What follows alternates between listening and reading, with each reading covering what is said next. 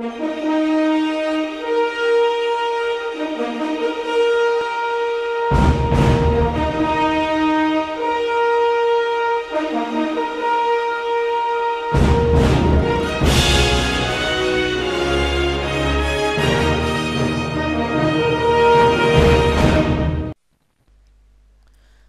عليكم ورحمة الله تعالى وبركاته. دمان انقيارتي يوتيوبان idin salaamay.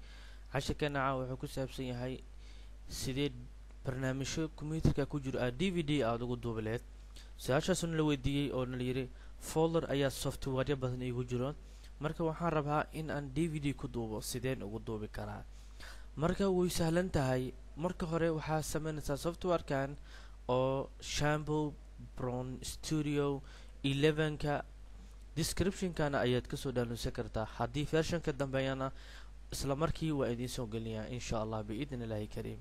Marka aan furno double click aan siino, marka sidaan ayuu kugu soo baxayaa. waxa laga baa inaad sameysid inaad tagtid laga rabo meesha pen file and folder inaad dhigtid, kadibna aad ka dooratid meeshaas ugu horeyso oo new CD and DVD-ga ka dooro. isla markaa dooratidba sidaan ayuu kugu soo baxayaa. waxaa leedahay igu dar, leedahay add ayaad ka dooranaysaa. isla markaa ka dooratidba wuxuu ku soo saarayaa meeshii kombiyuutarkaaga aad ka aadi lahayd.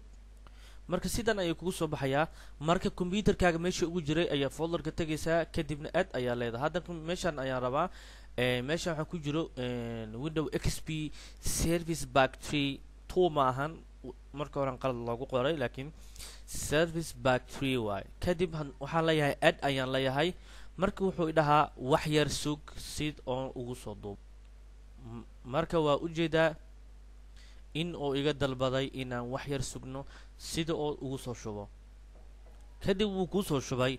haddii aad folder u baahan tahay kale sidaas ayaa ugu soo daraysaa. marka inta wuxuu ka tusayaa in uu ku soo shubay software-ka aad marka aan Windows XP oo ujeedaa Service Pack 3 inuu yahay, waa sida hadda idin sheegay. kadibna add ayaa leedahay oo waa ku darnay, laakiin hadda close ayaan iska leenahay sababtoo wuu ku jiraa oo hoos ayuu ka tusayaa inuu ku jiray. marka hadda uu ku diyaarsan yahay, waxa laga baahan yahay oo kaliya inaad taabsatid next ku dhufo. marka hadda ujeeda wuxuu fix CD-ga oo wuxuu ku yiri waa diyaar barnaamijkii. marka hadda wuxuu ku yaalo waxa ku taa rate DVD. markii hore wuu soo aqriyay, haddana waa ku duubis oo pen ayuu ku sameynayaa. wuu gub ama ku duub qofba sida u yaqaan, laakiin luqada ingiriiska di baan nafasir waa gubid, laakiin sida aniga u naqaano waa duubis. marka hadda meeshan ayaan ku dhufaynaa oo duubista ahayd. waxay kadib duubista ayuu bilaabayaa. marka ujeeda hadda uu wada hooshi. isla markii wuxuu isku dayaa in uu soo shubo programkii.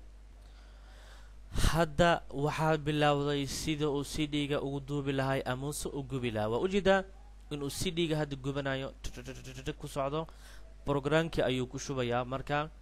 markii uu kala barbarayo aan isku soo laabanayna. marka waa ujeedaa hadda kala bar ayuu marayaa. in yar ayaa noo dhiman sida aan u gabagabi lahayn. marka hadda CD-gana uu soo baxay. marka uu ku dhahaa mujido data DVD recorded successful. marka uu ku guuleystay. CD-gana uu soo saaray sida idin sheegay. marka okay iska dheh, iskana xir oo exit aan dhahno.